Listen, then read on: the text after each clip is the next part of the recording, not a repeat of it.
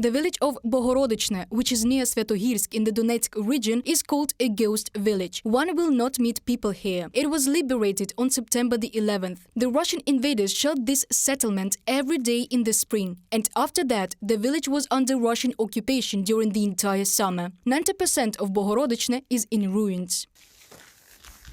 Here are private houses without roofs, fallen fences, dangling power lines, and a local pride beaten by the Russian shells, a skete in honor of the icon of the Mother of God, joy of all who sorrow. Local residents only occasionally come to the village in the hope of seeing that their housing has survived. The house of 84-year-old Volodymyr was destroyed by a Russian shell back in the summer. A pensioner returned from Kyiv to check his household.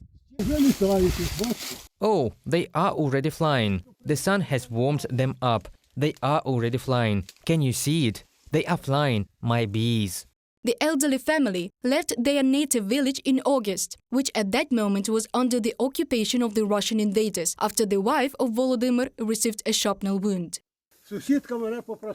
My neighbor asked me to let the goat out of the pen and let it in there. I ran to open the pen and my wife went to the garden. Then I heard her screaming at the top of her voice. A Russian shell flew in our garden and hit my wife. This finger of her hand was cut off completely, even the bone. Then that's it. And what should I do? Where do I go? There was no one anywhere. Taking pity on the old people, the Russian invaders allowed them to leave for Izium, Kharkiv region, which was occupied at that moment, where the women had surgery.